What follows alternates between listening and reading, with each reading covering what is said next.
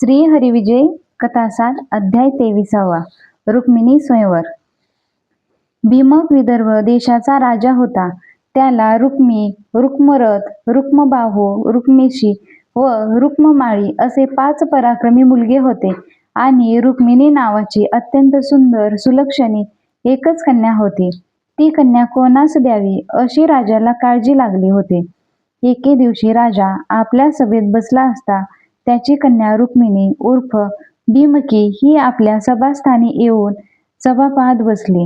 इतक्यात कीर्तिमुख नावाचा सर्व शास्त्रांत निपुण असा ब्राह्मण पृथ्वी पर्यटन करीत त्या ठिकाणी आला. ब्राह्मण म्हणाला, मी असा फिरत फिरत द्वारकेस गेलो. त्या ठिकाणी वसुदेव देवकीचा पुत्र श्रीकृष्ण आपल्या बंधूस द्वारकेचा राजा करून नांदत आहे.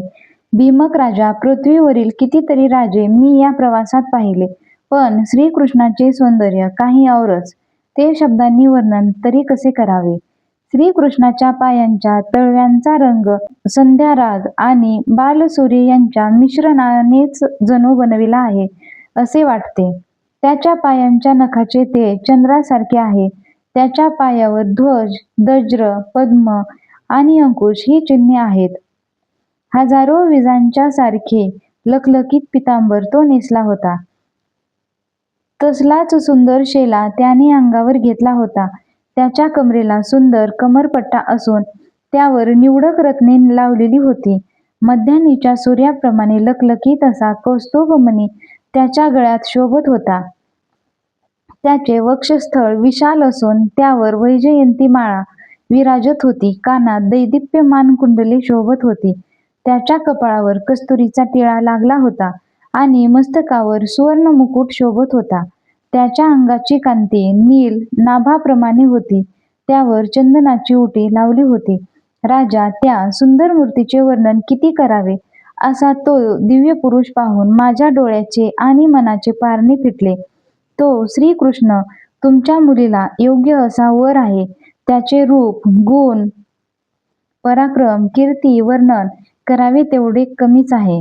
ब्राह्मणाने केलेले श्रीकृष्णाचे वर्णन ऐकून रुक्मिणीचे देहभान हरपले. तिच्या नेत्रातून आनंदाश्रू पाझरू लागले. तिची ती अवस्था पाहून राजा काय समजायचे ते समजला आणि भीमक राजाने रुक्मिणीचे लग्न कृष्णाशी करण्याचा बेत केला. महाराणीने त्याला मान्यता दिली, पण रुक्मिणीचा थोरला भाऊ रुक्मी याला मात्र ही गोष्ट आवडली नाही. हा बेत मोडून रुक्मिणीचे लग्न शिशुपाल याच्याशी करण्याचा बेत त्याने केला. रुक्मिणीला हे वृत्त दासीकडून कळाले. ते ऐकताच तिचे अंतःकरण चिंताग्रस्त झाले. खाणे पिणे झोप वगैरे तिला काही सुचेना. तिच्या डोळ्यातून अश्रू गळू लागले. आपले काम कोण करील? श्रीकृष्णास माझ्या मनीचे हितगुज कोण सांगेल व त्यास लगेच इकडे येण्याबद्दल कोण कळवेल व कोण त्याला घेऊन येईल याविषयी ती विचार करीत असता सुदेव नावाचा ब्राह्मण तिच्या मंदिरात आला. रुक्मिणी त्याचे स्वागत करून म्हणाली, महाराज, तुम्ही जर श्रीकृष्णाला इथे घेऊन आलात तर तुमचे उपकार मी विसरणार नाही. आपण द्वारकेस जा. सूर्योदय होण्यापूर्वी श्रीकृष्णास घेऊन या. मात्र हे वर्तमान कोणास कळवू नका. रुक्मिणीची ही विनंती मान्य करून सुदेव म्हणाला, मी श्रीकृष्णास घेऊन येतो, पण तू माझ्या हातचे पत्र लिहून श्रीकृष्णास देण्यासाठी माझ्याजवळ दे. रुक्मिणीने 7 श्लोकांचे पत्र तेथेच लिहून त्यास वंदन करून सुदेवाजवळ दिले. ते पत्र हाती पडता सुदेव द्वारकेस निघून गेला आणि ते पत्र त्याने श्रीकृष्णाला दिले. सुदेव म्हणाला, महाराज, आपण निघण्याची त्वरा करा, कारण आपणास तेथे पोहोचायला उशीर झाला तर रुक्मिणी प्राणत्याग केल्याशिवाय राहणार नाही. तिच्या भोवती रुक्मी, शिशुपाल, जरासंध इत्यादिकांचा गरडा पडला आहे. त्यांच्यापासून तिचे रक्षण तुम्हीच करू शकाल. हे सुदेवाचे बोलणे ऐकून आणि रुक्मिणीचे ते पत्र वाचून कृष्ण व बलराम आपले सैन्य घेऊन विदर्भ देशास निघाले. सुदेव ब्राह्मण घाईघाईने रुक्मिणीकडे परत आला.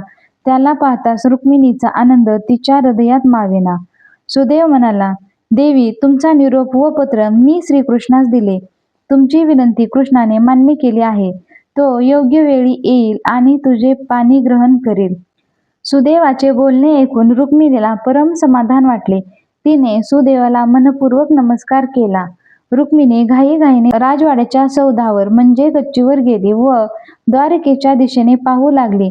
थोड्याच वेळात तिला एक विलक्षण दृश्य दिसले. दूरवरच फडफडणारा श्रीकृष्णाचा गरुड ध्वज तिला दिसला. त्याच्या पाठोपाठ यादवांचा सेनासागर येताना तिने पाहिले.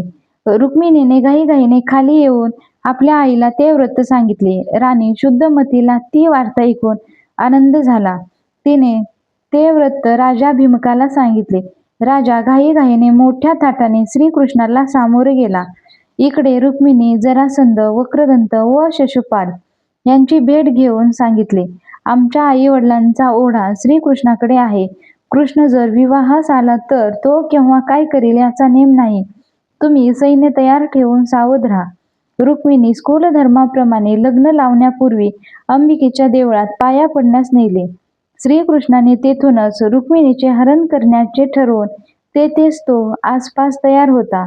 रुक्मिणीने दीनपणे अंबेला वंदन करून आपले मानस तिला सांगून प्रदक्षिणा करण्यास सुरुवात केली. ती स्वमुखाने कृष्णाचा धावा करीत होती.